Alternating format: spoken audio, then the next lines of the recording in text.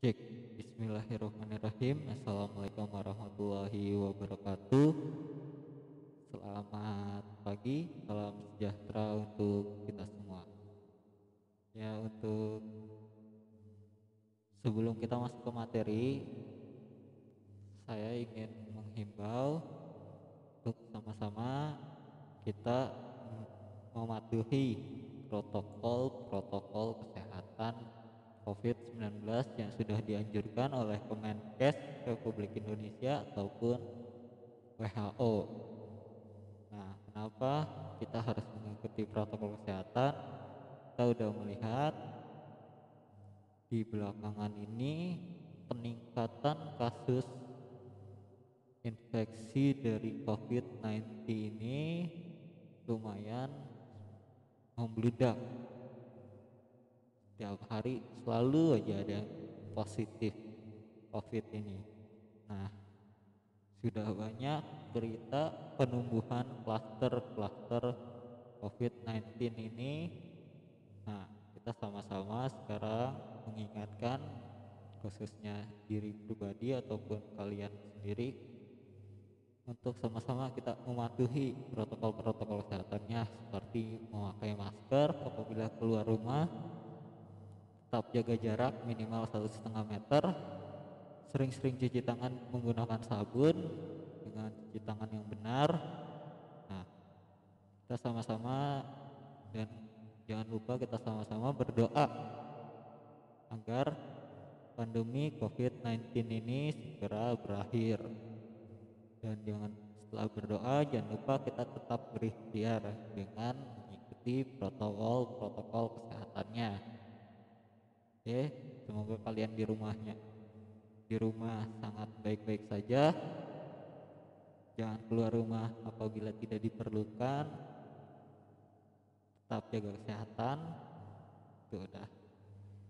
Sekarang kita masuk ke materi sebelumnya. Di pertemuan sebelumnya kita udah ngebahas tentang pengertian proxy server, tujuannya, fungsinya kita udah membahas.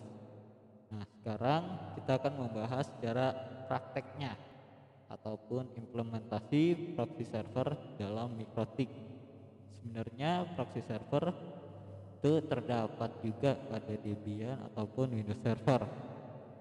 Tapi kalau kita mengarah ke Debian dan Windows Server, itu pasnya ketika kalian belajar mata pelajaran administrasi infrasistem jaringan ASJ.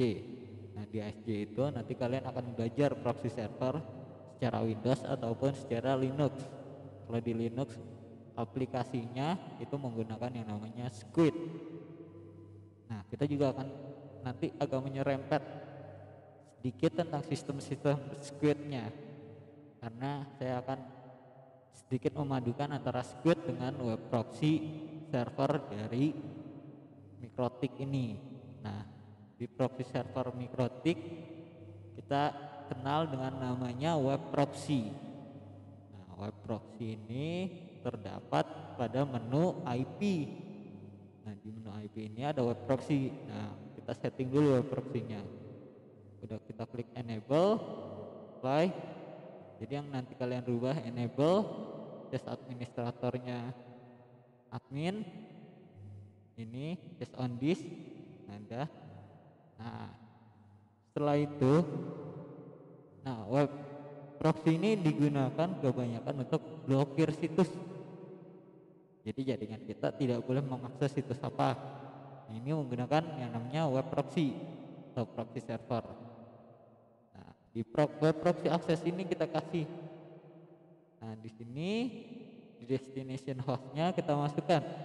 Misalnya kita mau blokir situsnya linux.or.id karena mungkin di dalam situs tersebut terdapat konten-konten eksplisit ataupun pornografi, kita bisa blokir. Di sini di destination host ini kita ganti nama websitenya.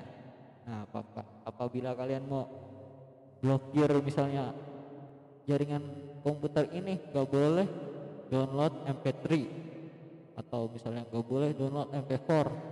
Nah, Kalian kliknya di pad ini kalian tulis mp,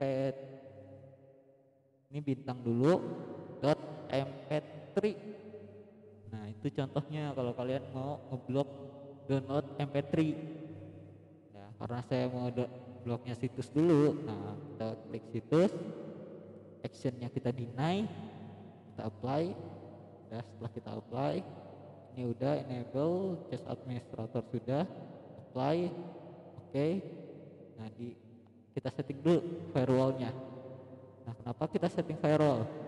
Jadi di jaringan kita yang awalnya kita langsung lurus masuk ke firewall, langsung ke internet, sekarang kita belokkan dulu ke web proxy kita atau proxy server kita.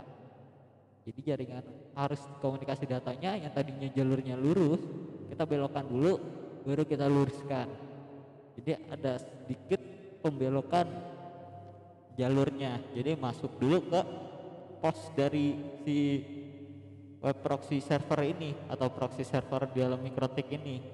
Setelah masuk ke web proxy-nya, dicek, apabila diperbolehkan langsung lanjut ke internet, apabila tidak diperbolehkan akan diputarkan lagi ke dalam jaringan komputer internal kita.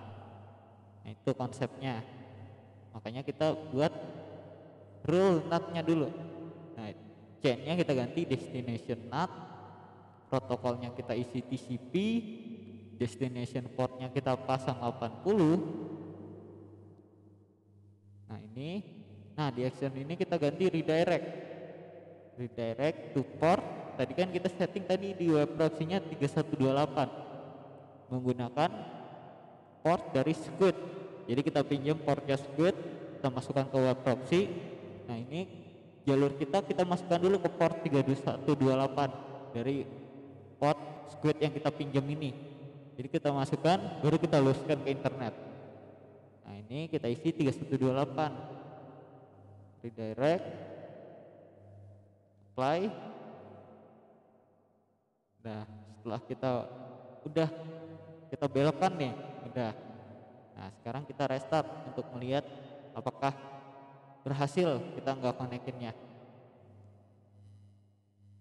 Oke, kita tunggu beberapa saat sampai MikroTik-nya kembali menyala.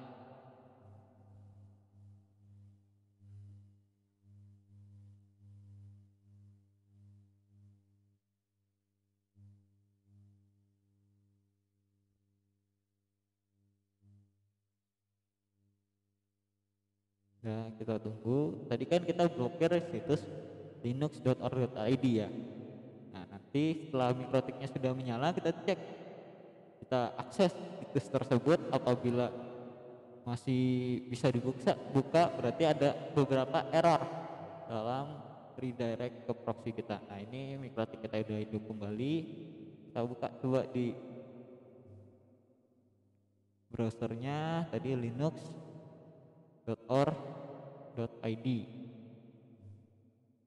Oke. Nah ini tampilan ini artinya berhasil. Kita blokir dari si linux.org.id menggunakan yang namanya proxy server ataupun web proxy. Nah di sini tulisannya MikroTik HTTP proxy, berarti keblokir menggunakan proxy. Nah ini di sini error, forbidden atau dilarang, akses ditolak. Your choice administrator is, tadi yang kita isi ictsmart.my.id.